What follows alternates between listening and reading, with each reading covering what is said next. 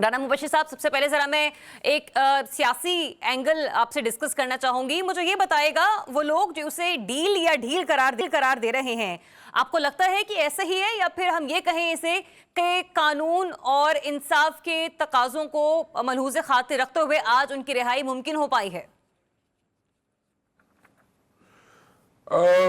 मैं दोनों बातें नहीं करूंगा। क्यों? दोनों चीजें जो है वो नहीं है। अच्छा। लेकिन ये है, मैं बताता हूँ क्यों। उसकी वजह ये है कि देखें, आई पर्सनली थिंक कि एक एज तो चले मिला है, डील नहीं कहूंगा उसको, एज मिला है। अच्छा। ठीक है, वो एज जो है उसमें मल्टीपल चीजें हैं जो अटैच्ड हैं।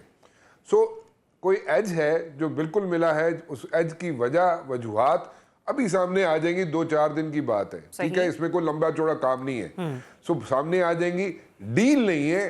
ठीक है, और ये भी कहा जाए कि जनाब को कानून जनाब हरकत में आ गया और कानून की वजह से जनाब ये हो गया और वो हो गया, वो स्टोरी भी आई डोंट बाय इट। अच्छा। लेकिन एज जरूर मिला है। व्हाट आर द रीजंस, उसको अभी we are yet to see that, we have to see that, because 27वीं तरमीम जिसका आप भी जिक्र कर रही है, मैं भी पहले रोज से उसका जिक्र कर रहा हूं कि 27वीं तरमीम आएगी और उसमें आनी बहुत सी चीजें ऐसी हैं जो 26 में निकाली गई थी, 26वीं तरमीम में, वो उसमें ऐड भी होनी है। कुछ चीजें मजीद डालनी है पॉलिश करके, ताकि ये जो 26वीं तरमीम है इसको मटीरियलाइज किया जा सके, इसको इन प्लेस किया जा सके, ये इम्प्लीमेंट हो सके।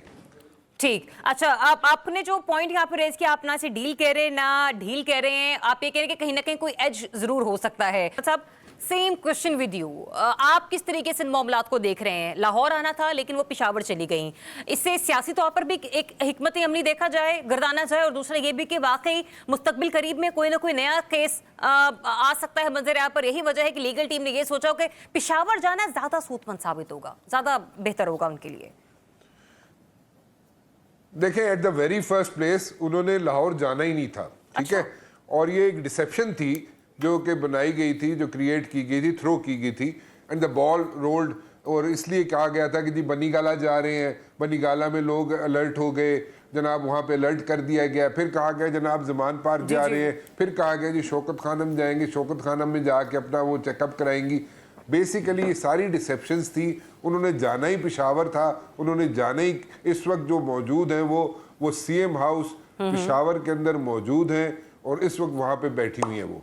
सो ये पहले से एक डिसेप्शन थी। यस, जो आप बात कह रही हैं कि ये एप्रीहेंशंस, यस एप्रीहेंशंस थी, you know, they were trying to be very very careful about things कि जनाब ये ना हो कि वो रिहाई उनको मिली है और उसके साथ ही उनको कोई और केस डाल के उनको कहीं फिर दोबारा उनको अंदर ना कर दिया जाए। So that was there. लेकिन वो डिसेप्शन थी, ये लाहौर वाली और बनी गाला वाली। अच्छा, तो राना मुबशिर साहब, आप कह रहे हैं कि डिसेप्शन थी। अगर ये डिसेप्शन थी भी, तो क्या इस बिना पर कि पंजाब की क़यादत पर एतमाद का फुकदान है, खा वो खान साहब खुद ही क्यों ना हो या फिर कोर कमेटी या फिर सियासी कमेटी अगर मामलात को देख रही है तो? देखें, सिंपल सी बात है। देखें, they were trying to be very very careful about all things. तो वो ये था कि उनकी मूवमेंट जो है इतनी केयरफुल तरीके से हैंडल की जा रही थी कि ये ना हो कि कोई और केस डाल दिया जाए, कोई और पता चले किसी और केस में उनको जनाब पता चले गिरफ्तारी डाल दी गई है। So basically they were trying to be very very careful, ये उनका सारा था। एंड ठीक है, there is a trust deficit. Trust deficit तो है, इट्स वेरी ऑब्वियस कि ट्रस्ट डेफिसिट है, वो चाहे पंजाब की गवर्नमेंट हो चाहे सेंटर हो, ट्रस्ट डेफिसिट इज देयर। वो तो इतनी जल्दी खत्म नहीं होगा, that is not going anywhere. So it will take time.